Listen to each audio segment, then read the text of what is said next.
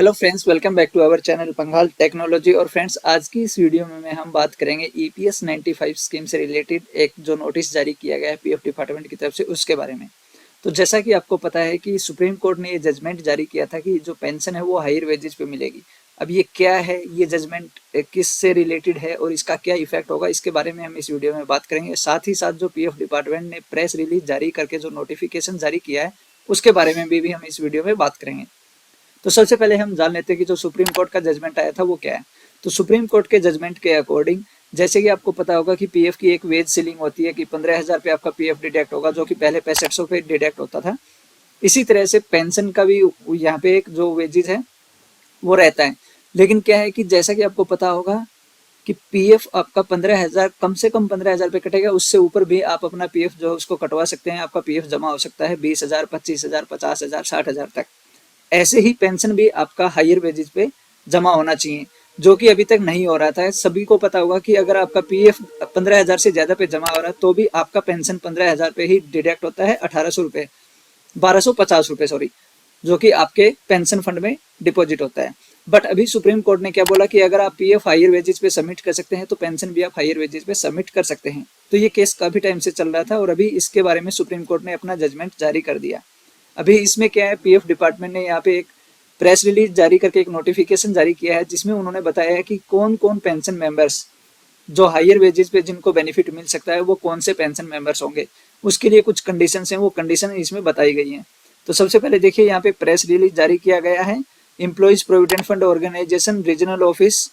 तो यहाँ पे आप देख सकते हैं, in compliance of order of honourable Supreme Court judgement dated 4/11/2022 and head office circular dated 29/12/2022 posted on EPFO website serial number 297 of circular section for the year 2022-23।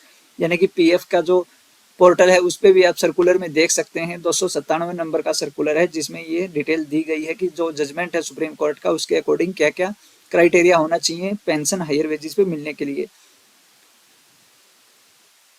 उसके बाद आप यहाँ पे देख सकते हैं, instructions are communicated in public interest to the members and pensioners of employees pension scheme 1995 under EPF and MP act 1952। अब यहाँ पे देखिए, the following pensioner may apply digitally online at www.epfindia.gov.in। This facility will be made available shortly for validating their option. जो online portal launch किया जाएगा pensioners के लिए वो अभी लॉन्च नहीं किया है, बहुत जल्द लॉन्च कर दिया जाएगा। और वहां से ये जो नीचे कंडीशन दी गई है, इस कंडीशन को अगर फुलफिल करते हैं वही पेंशन मेंबर अप्लाई कर सकते हैं। उसके बाद उनको वैलिडेट करके उनकी जो पेंशन है वो बढ़ा दी जाएगी। अभी तक जो पेंशन है वो काफी कम है, इसके लिए काफी मांग चल रही थी कि पीएफ जो मेंबर हैं उनकी पेंशन बढ़ाई जाए, उसी के लिए ये केस चल रहा था। और इसमें कंडीशंस अब क्या है वो आप देख लेते हैं। पेंशन बढ़ने के लिए, अगर आप एक पेंशन मेंबर हैं और आपकी पेंशन बढ़नी चाहिए तो उसके लिए कंडीशन है कि the pensioner who as employees had contributed under paragraph 266 of EPF scheme on salary exceeding the prevalent wage ceiling of Rs 5,000 और 6,500। यानी कि अगर आप एक पेंशन मेंबर हैं, आपका कंट्रीब्यूशन सबमिट हो रहा था 5,000 या 6500, उससे अगर ज्यादा पे आपका पीएफ सबमिट हुआ है तो आप इसके लिए एलिजिबल हैं। आपको पता होगा कि एक कंडीशन रहती है कि पीएफ आपका 5,000 पे जमा होता है, 6500 पे जमा होता है, अभी जो 15,000 पे जमा होता है। अगर उससे ज्यादा आपका एक्चुअल बेसिक पे अगर पीएफ जमा हुआ है तो आपकी पेंशन बढ़ सकती है। दूसरा, exercise joint option under the proviso to para 11(3) of the pre-amendment scheme while being member of EPS 1995। यानी कि एक जॉइंट डिक्लेरेशन फॉर्म दिया जाता है एक मेंबर की तरफ से जब वो पीएफ और पेंशन के मेंबर बनते हैं कि मैं पेंशन हायर वेजेस पे डिडक्ट करवाना चाहता हूँ अपनी।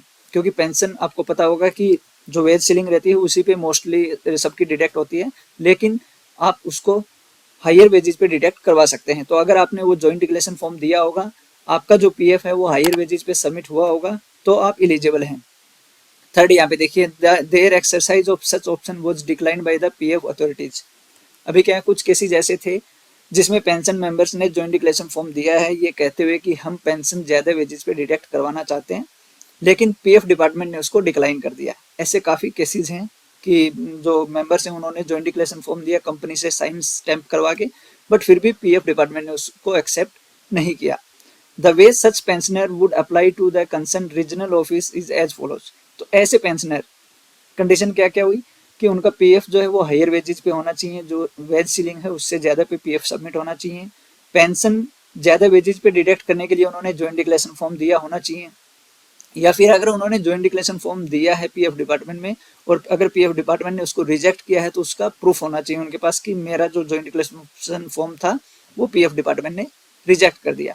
तो ऐसे जो पेंशन मेंबर्स हैं, जो रिटायर्ड पेंशन, जिनको अभी पेंशन मिल रही है 2014 से पहले के या 14 के बाद के जो भी पेंशन मेंबर्स हैं, अगर वो ये कंडीशन फुलफिल कर रहे हैं तो ही उनका जो पेंशन है वो बढ़ेगा। तो ऐसे जो पेंशन मेंबर्स हैं उनको करना क्या है, The request will be made in such form and manner as may be specified by the Commissioner, shall be provided separately after receipt of clarification instruction if any in this regard। तो जैसे ही ये ऊपर दिया गया है कि अभी ये फैसिलिटी अवेलेबल कर दी जाएगी, उसके बाद उनको एक रिक्वेस्ट लेटर देना है पीएफ कमिश्नर को। दूसरा, the application form for validation will contain the disclaimer as may be specified therein. उसमें सारी जो भी कंडीशंस हैं वो सारी उसमें लिखी होनी चाहिए वैलिडेशन करने के लिए। In case of say requiring adjustment from provident fund to pension fund and if any raised deposit to the fund, the explicit consent of the pensioner will be given in the application form। अब यहाँ पे क्या है कि अगर in case उनका जो PF से फंड को ट्रांसफर करके पेंशन में ट्रांसफर करना पड़ेगा तो उसके लिए पेंशनर की जो सहमति है वो होनी चाहिए। तो एक ऐसा सेल्फ डिक्लेरेशन पेंशन मेंबर की तरफ से जाएगा कि आपके जो पीएफ फंड से अमाउंट हम पेंशन में ट्रांसफर कर रहे हैं। अगर एग्जेम्प्टेड कंपनी है तो उसके एग्जेम्प्टेड जो ट्रस्ट है उस ट्रस्ट से पीएफ फंड ट्रांसफर किया जाएगा पेंशन में, जो कि पेंशन पीएफ ऑफिस के द्वारा मेंटेन की जाती है। तो जो पीएफ है वो ट्रस्ट से पीएफ डिपार्टमेंट को ट्रांसफर किया जाएगा विद इंटरेस्ट। उसके लिए भी यहाँ पे सहमति होनी जरूरी है पेंशनर की। The method of deposit of such fund will follow through subsequent circulars. तो ये जो ट्रांसफर होगा पीएफ से पेंशन में विद इंटरेस्ट, इसके लिए सर्कुलर जारी किए जाएंगे, उसी के अकॉर्डिंग ये ट्रांसफर होगा।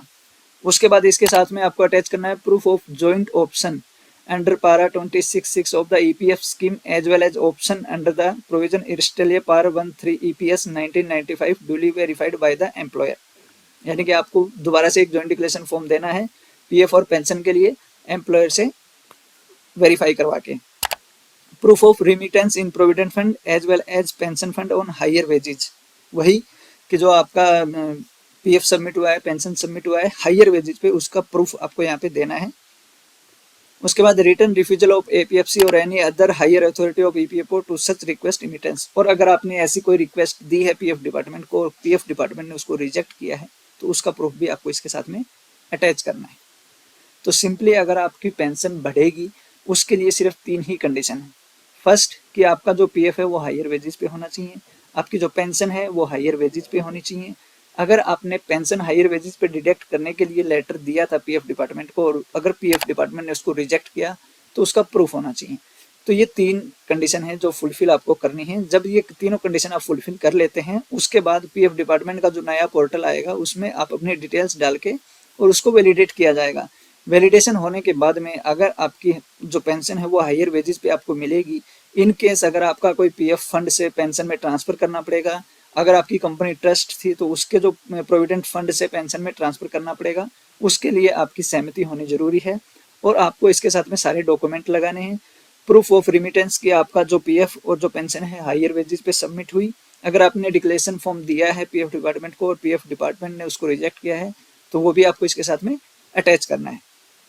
तो फ्रेंड्स उम्मीद करता हूँ आपको समझ में आया होगा कि जो ये सुप्रीम कोर्ट का जजमेंट है ये क्या है और जो पेंशन आपकी बढ़ेगी वो किस बेस पे बढ़ेगी, उसके लिए क्या क्या कंडीशन है। और आने वाले टाइम में जल्द ही जो पोर्टल है वो लॉन्च कर दिया जाएगा पीएफ डिपार्टमेंट की तरफ से, तो उसके बाद और भी इसको सिंप्लीफाइड तरीके से आपको समझ में आ जाएगा। तो नेक्स्ट वीडियो हम इसी टॉपिक पे बनाएंगे जब ये पोर्टल लॉन्च हो जाएगा कि ईपीएस 95 में जो पेंशनर हैं जिनकी पेंशन बढ़नी है वो कैसे बढ़ेगी, कैसे आपको अप्लाई करना है। तो फ्रेंड्स उम्मीद करता हूँ आपको वीडियो अच्छी लगी होगी। अगर आपको वीडियो अच्छी लगी तो प्लीज़ वीडियो को ज़्यादा से ज़्यादा लाइक करो, ज़्यादा से ज़्यादा शेयर करो और चैनल को सब्सक्राइब करो। Thank you so much friends.